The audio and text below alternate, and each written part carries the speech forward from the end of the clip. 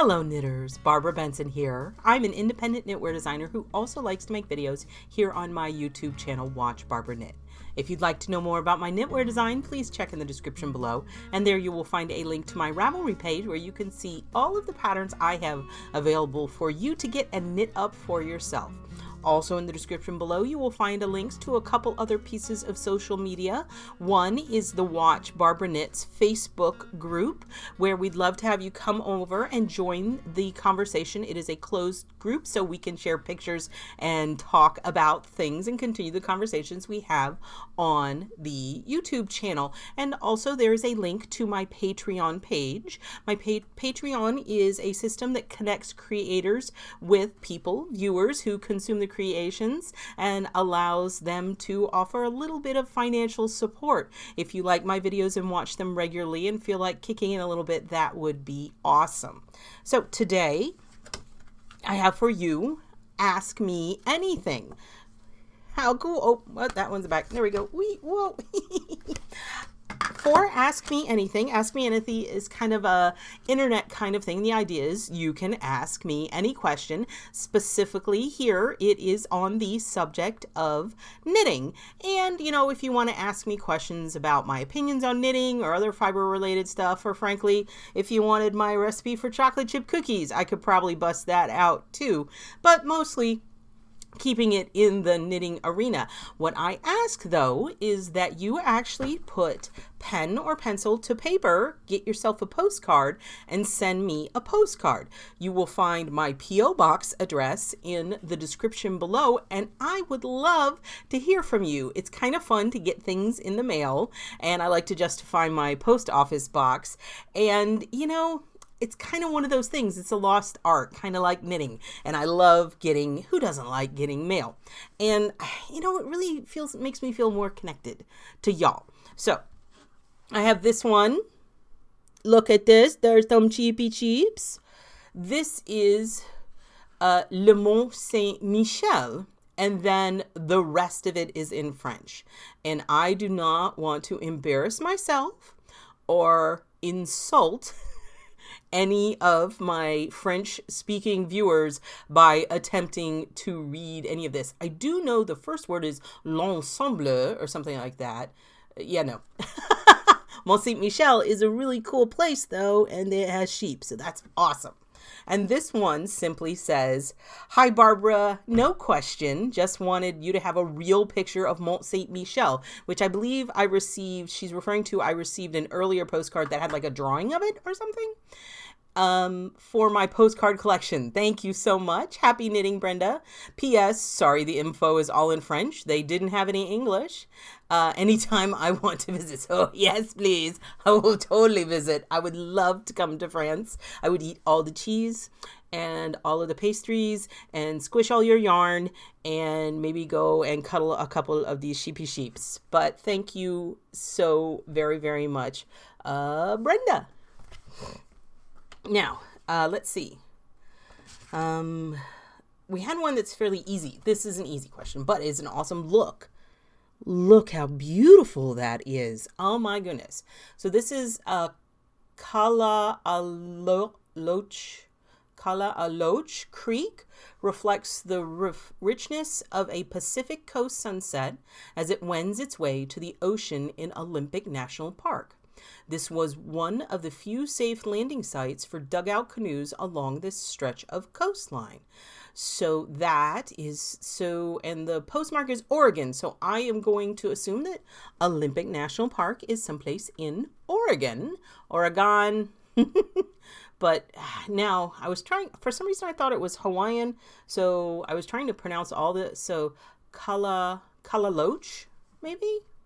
I am very curious to find out how that is pronounced and is gorgeous. This is from Allie. Thank you so much for sending it, Allie. So it says, "Hi, Barbara. Thank you for your very helpful and enjoyable videos." Thank you. I'm glad you watched them. My question, when you incorporate a stitch from a dictionary in a for sale design, do you ask permission to use it? There is a very quick answer, and it is no. longer answer. So this gets into some of the complexities of copyright as it is defined in the U.S. legal stuff. You cannot copyright a stitch pattern. You cannot copyright a design. What you can copyright is the instructions exactly as written. So, as long as you rewrite the instructions using your own words, or rechart it, it is fine to use, and stitch dictionaries are specifically written with the understanding that you are going to utilize these to produce other works. That's the purpose of stitch dictionaries. One of my favorites is the Alternates Stitch Dictionary, which is a new modern stranded colorwork dictionary by Andrea Rangel, and I'll put a link in the description below. I actually did a review of it, and she specifically encourages designers, and she wants to see patterns designed by that. No one really owns stitches. The most popular stitch dictionaries are the Barbara Walker ones, and she was actually compiling them from multiple different sources and republishing them. After she did her first one, she started getting people from around the United States and possibly around the world sending in, this is the one that my grandma taught me. And so a lot of it's just codifying of oral history. So there is no requirement or even any stigma behind using stitches out of stitch dictionaries, and it is you don't have to contact anyone or ask anyone for permission to do so. Everybody uses them, and it's part of the fun to see how other people come up with combinations of them. I use both stitches from stitch dictionaries. I rarely use them exactly as written. I usually am tinkering with them because that's just what I like to do, and I do make up my own stitches. But should someone look at one of my patterns and be inspired by one of my stitches and pull it out and put it in something else, there would be no doing nothing wrong. So that's that, I guess. That's way more answer than you were looking for, I'm pretty sure. Okay, moving right along. So, but thank you, Allie, for that question that can get into some very murky territory. Next. So this says, "Hi, Barbara. Greetings from Secaucus, New Jersey. I believe that I've heard from Secaucus, New Jersey before, and I love it. I was wondering how you feel about acrylic yarn. A friend on a fixed budget says acrylic is all she can afford, which started a lengthy discussion of acrylic versus wool. Any thoughts?" I have lots of thoughts. But first, let's talk about the fun facts. During World War I, the United States government tried to rename hamburgers as Liberty sandwiches. Spin apparently has been around for a very long time. To promote patriotism, despite the good intentions, the name never stuck. I cannot see why people wouldn't want to bite into a big old juicy Liberty sandwich. This is a great postcard. Thank you so much, Mary C. So, acrylic. Yes, I have thoughts on acrylic. You know what? There's nothing wrong with acrylic yarn. There are some people who make some very sincere arguments about the ecologically friendliness of it, and I don't want to get into that. But what I do want to get into is acrylic and using acrylic and how it functions.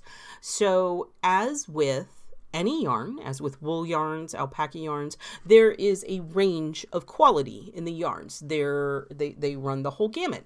You can actually get into some very expensive, very, very high-end acrylic yarns. There is nothing inherently wrong with acrylic as a knitting fiber. There's nothing inherently bad about it. I have worked with some absolutely beautiful acrylic yarns. I have worked with beautiful wool yarns. I have worked with not so awesome acrylic yarns, and I have worked with not so awesome wool yarns. It is all down to your personal preference, and your budget is really what you were mentioning. Most acrylic yarns are on the more affordable scale of things, and they do tend to be more mass produced. So you're not going to see a lot of like more of the artisanal style, the hand dyed. I don't know that anyone is hand dyeing acrylic. I honestly don't know if it's possible to hand dye acrylic, because acrylic, it's plastic. It is an extruded plastic type fibery thing, but it can be beautiful to knit with. One thing in my new book, Big Yarn Beautiful Lace Knits, there are multiple pieces in it that use either 100% or a high percentage of acrylic, because I wanted to show people that you can knit lace in acrylic yarn. You just have to block it in a very different way. I have a couple videos on this challenge on blocking acrylic and acrylic blend on this challenge channel on blocking acrylic and acrylic blend yarns, where when you are working with natural fibers, the most common way of blocking them is by soaking and wet blocking them. If you want to set an acrylic yarn in a lace pattern, or even just manipulate how it is and set it into a size, you have to use a combination of steam and heat. And what that does is the heat actually melts the acrylic just a tiny, tiny bit. If you do it correctly, if you actually touch your iron to it, yeah, don't do that. I do know there are some people who will put like a piece of fabric, like a towel, and then iron it directly. I haven't experimented with that. It compresses and it really changes the behavior of the acrylic yarn or the acrylic blend yarn. So I don't do that. Maybe I'll play with it just to see what happens. Maybe I'll make a video of it and see what a bit. But I do 100% do not take an iron and touch it directly onto acrylic fabric that you have knitted. It will melt. It will ruin what you knit, and it will ruin your iron. And then you're just going to be out of luck. So, but acrylic blocking, steam heat blocking acrylic changes its softness. It makes it into a very different fabric. It changes its drape. And if done correctly, it will set the lace in it sets it. And once it's done, and that's the thing, with wet blocking of a natural fiber, you block it. And if you don't like it, you soak it again and you can block it again. You can do it as many times as you want. Acrylic yarn, you get one shot because you're melting it. And once it's done, one and done, you're good. So, but it really changes. So if you really like to use acrylic yarn, or for some reasons like budget or fiber sensitivities or what have you, care. Acrylic is very easy care. You can throw it in the washing machine. You can throw it in the dryer. That works great. So there are a lot of positives to acrylic yarn in certain contexts. And there's a time and a place for almost any blend of yarn. So, I've kind of been going around in circles a little bit, I think. So acrylic, I'm fine. I like acrylic yarn. If that is what allows you to enjoy your knitting for whatever reason, then I'm all for acrylic yarn. But just like with any natural fiber yarns, you need to learn how to work with it and treat it and help it achieve its best. Help it be its best self. And so that might include blocking it. One really cool thing about doing like an 100% acrylic lace piece, once you've blocked it and set it like that, you can throw it in the washing machine, pull it back out, lay it flat to dry, and you don't have to reblock it. It's going to look the same. It's not going to change. So that can be a win. So tell if your friend wants to use acrylic, at least she's knitting. That's completely awesome. And it might feel acrylic can be really good for any number of things. A blanket you throw on the back of the couch, something that you're giving to someone who is not going to be able to care for it correctly. Frequently, the people who knit like prayer shawls and things for people who are in assisted living facilities, if you know that they're not going to be able to care for it correctly.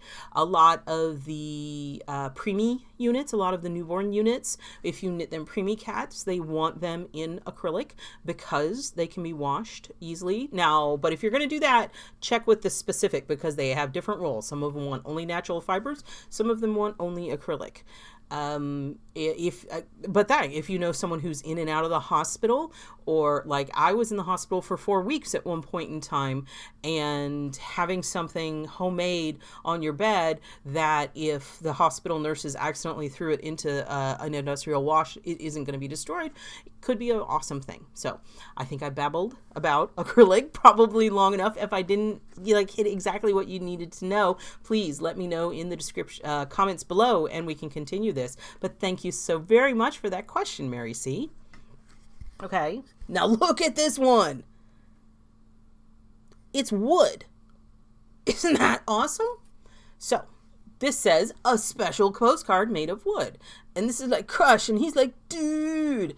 Okay, dear Barbara, small break from swimming with these critters to mail this. So are you just trying to make me jealous? I really think you are. Have a knitting question this time. Do you always have patterns tech edited? Yes. How do you find a tech editor? Longer answer. Do you contract by pattern? Yes. Does a tech editor have to be certified in some fashion? No. I know it's possible, but it isn't. But is it required? I honestly didn't know that you could be certified as a tech editor. I've never seen anyone claim to be certified. So I'd be curious to know what you're talking about as far as a tech editing certification. Let me know in the comments below. Thanks for all the smiles you make happen, Celeste Spangler. Made on Kauai by World Planet. Art by Celeste Holmes. Now, I think that's funny. Celeste, did you know that you picked out a postcard that the person who did the art's name was Celeste also? Because that's fabulous. Isn't he cute? Okay, enough geeking out over the postcard. So tech editing. Yes, I always have my patterns professionally tech edited. That is part of the process. It is impossible to edit your own work. Ask any author, you just can't do it. Your eyes see what they think they are supposed to see. And as many times as I read over it, I have never had one come back from a tech editor where they didn't find something. So always. And honestly, even after it's tech edited, there are errors. People see things because tech editors can actually read a pattern and like knit it in their brain. And sometimes they see things like my most recent hat that went out, there was the part, so the brim was supposed to be knitted on, and like normal, knitted on the small needle, and then you switch to larger needle for the bottom, for the body. And so I tell you when to switch to the large needle, but I failed to tell you to start with a small needle. And since that's such a common thing, I skimmed over the fact that I had failed to include it, and my tech editor skimmed over the fact that I had failed to include it. These things happen. It's one of the wonderful things about the advent of patterns as PDFs. All I can do is apologize and send out a new version of it. And I do that as quickly as possible whenever anyone notifies me that they have identified an possible error. Well, you identify you have a possible error. I look through it very closely to see if I did. And if I made a mistake, I'm going to fix it and I'm going to apologize. And that's all I can do. But yes, I always have them done. You find a tech editor, that is a little tougher. So there are a couple of forums on Ravelry. One is just called the Designers Forum, and then there is also another. It's like a beginning designers group, but there's let me see if I can pull that up. It is called the Budding Designers. I'll put a link to both of these in the description notes. And that one has an excellent resource for finding tech editors. And honestly, in both of these groups, if you're on Ravelry, you will see advertisements at the bottom for tech editors. They're specifically advertising to designers. And word of mouth, I talk to other designers and ask them who is doing their tech editing, and they'll either recommend or possibly not recommend someone. And that's a lot of it. Also, I am a member of the National Needlework Association, TNNA, and I can use it as a resource to contact other professionals. There's a section called Creative Services that is tech editors and bloggers and designers and all that kind of stuff. The BCS, Business Creative Services or something like that. And if I really wanted to try to find somebody new, I could contact there or look through the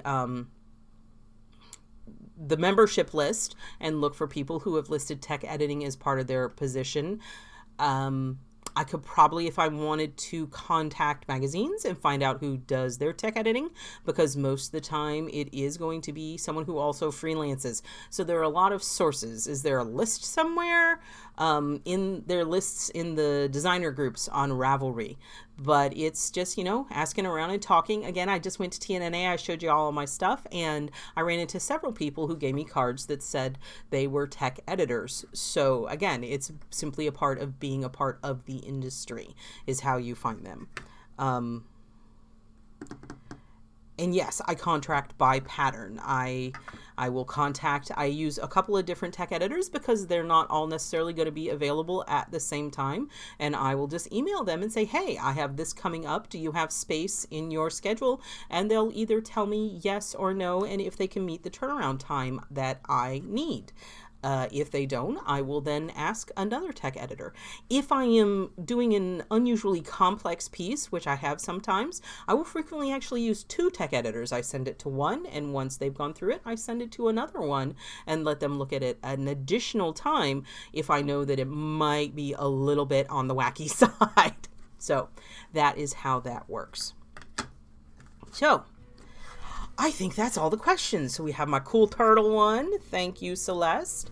We have my awesome Liberty Burger from Mary C. Thank you for asking about acrylic. And the Stitch Dictionary question from Allie and the Mont Saint Michel just for giggles. So if you thought of a question, or if you had any clarification of anything that I talked about, please let me know. I love chatting in the comments.